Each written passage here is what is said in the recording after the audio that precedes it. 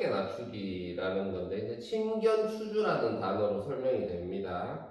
근데 이제 이것도 사실은 뭐 어깨를 송견이라 그래서 힘을 쫙 빼서 낮추고 뭐 그리고 하민 발배를 통해서 이렇게 감고 이게 아니고 자 가슴통 전체를 이렇게 쭉 낮추는 겁니다. 겨드랑이와 가슴통 전체를 밑으로 쭉 낮추는 거죠. 자 이런 식으로 해서 전체가 다 내려가게. 처음에는 뭐 어떻게 뭐 어깨를 힘을 빼고 내린다 이게 아니고 겨드랑이를 살짝 쪼듯이 하면서 가슴통까지 쫙 다 내립니다. 그래서 침견이지만 사실 어떻게 보면 침흉, 그러니까 가슴 흉자를 써서 침흉이 될 수도 있습니다. 어떻게 보면 그렇다는 얘기입니다. 이 부분에 대해서도 뭐 사실 뭐 이렇게 동영상으로 이런 거를 정확하게 설명드리기는 좀 난해한 부분이 많으니까 이 부분에 대해서 제대로 배우고 싶으시면 한 번 정도는 방문을 해주시는 게 분명히 좋습니다. 자 그리고 이제 호흡에 대한 게 나옵니다. 호흡에 대한 게 나오는데 뭐 호흡이 언제나 고요해야 된다. 뭐 이런 거 뭐 예를 들자면 뭐 호흡론에 보면 뭐 장, 세, 균, 일이라 해서 길고 이 세밀하고 균등하고 일 그리고 정확하게 밝게 뭐 밝은 마음가짐 뭐 이런 여러 가지가 있죠. 근데 뭐 그런 호흡을 하고 또 뭐 이렇게 호흡이 손가락 끝까지 발가락 끝까지 들어가고 100회까지 호흡이 가고 뭐 이런 얘기를 합니다. 근데 실제로 호흡 대사로서는 그렇게 갈 수가 없습니다. 호흡은 어떻게 하는 겁니까? 사실은 폐가 하는 거죠. 호흡 대사는 폐에서 일어나고 실제로 그 횡격막의 호흡이라는 건 사실 근육인데 횡격막이라는 근육에서 호흡의 그 어떤 역동성을 만들어내고 압력을 만들어내서 허파로 호흡을 폐로 호흡을 집어넣죠. 이게 호흡인데 다들 뭐 이렇게 해서 막 호흡이 뭐 손가락으로 가고 그것은 사실 어떤 의념이고 기혈과 그러니까 의념의 부분, 정신력의 부분에서는 그게 그 해당이 되지만 근골과 내장 기관의 실제적인 부분에서는 전혀 해당이 되지 않습니다. 예를 들어 가지고 이런 거는 있을 수 있습니다. 횡격막이 부풀어 올라서 그 다음 이제 호흡이 실제로 횡격막의 작용에 따라서 쫙 자세를 똑바로 취했더니만 그 압력이 손가락까지 가는 느낌이 들고 실제로 그 압력이 손가락에 더 좋은 유익함을 제공한다. 그것은 분명히 가능한 얘기입니다. 그렇지만 이런 경우가 있습니다. 나는 진짜 정말로 나는 호흡을 하면 나는 정말 호흡을 제대로 터득해서 호흡이 실제로 손가락까지 간다.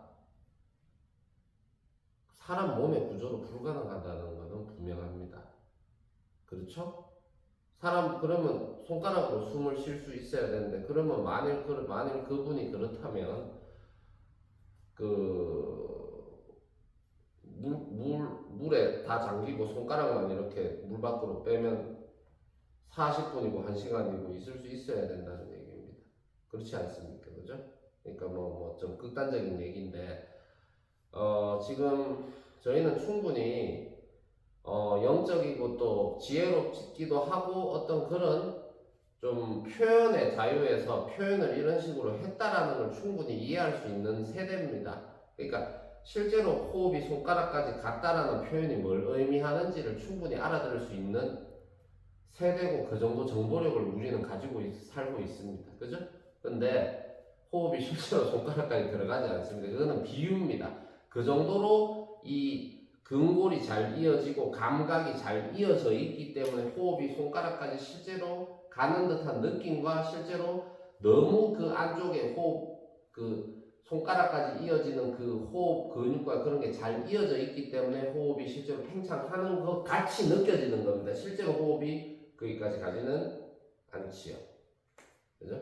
이 부분을 분명히 이야기 드리고 싶습니다. 그리고 이 횡격막에 대한 단련은 여러 가지가 있습니다만은 자 보시면 갈비뼈가 있고 갈비뼈 가장 밑부분이 이렇게 만져집니다. 거기서 완전 옆구리보다는 옆구리에서 약간 뒤쪽 이렇게 해서 호흡을 이렇게 느껴보시면 돼요. 억지로라도 이렇게 손바닥을 이렇게 튕겨내 보세요. 호흡으로 튕겨낸다 그래가지고 이게 아니고 지그시 천천히 이런 식으로 튕겨내면 횡격막에 자극이 되는데 그 자극에서 이 제가 이야기했던 폴더하고 이 발가락 연결을 다 쓰면서 이렇게 부풀어 올리고 천천히 내쉬고 이런 걸 반복한다는 겁니다. 이게 이제 그 소위 말해서 횡격막 호흡 그리고 이제 뭐 척추 신장 호흡, 콩팥에 대한 호흡력을 가진다. 그래서 이거를 뭐 비유를 하자면 그 신수 기운이라고 하죠.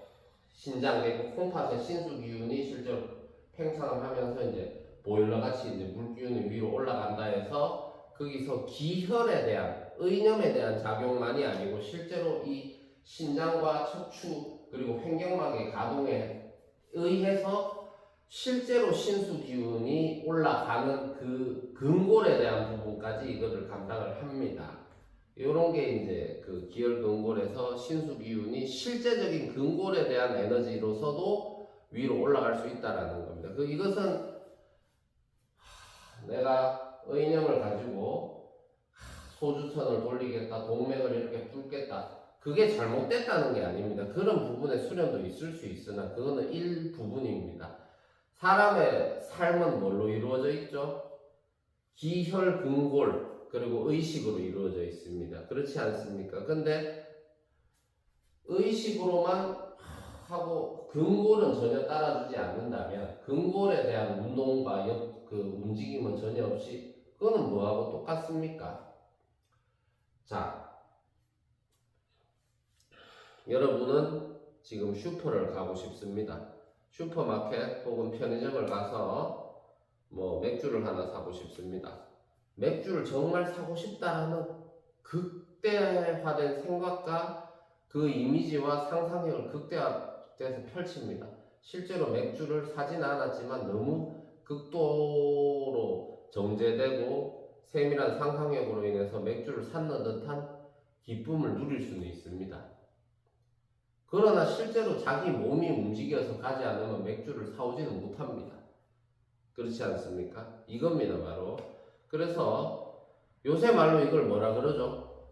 가고 싶다. 그런데 하고 이제 해서 딱 쟁취를 했습니다. 실제로 가기는 너무 싫어요. 근데 맥주는 또 사고 싶고, 그건 결국 안 갔어. 근데 맥주를 정말 샀는 듯한 그런 대리 만족감이나 그 상상력의 어떤 그 계속 팽창을 통해서 이걸 요새 말로 뭐라 그럽니까? 정신승리라고 하죠, 요새 말로. 그래서 여러분들은 정신승리가 되면 안 됩니다. 이 몸수련이라는 거는 정신승리가 아니고 실제로 여러분들의 삶에 이 몸의 건강으로서의 삶에 적용해야 됩니다. 그래서 호흡은 뭐다? 실제다라는 겁니다. 그래서 횡격막 근육하고 이런 게 다 근골이 다 팽창을 해야 된다. 이런 얘기입니다.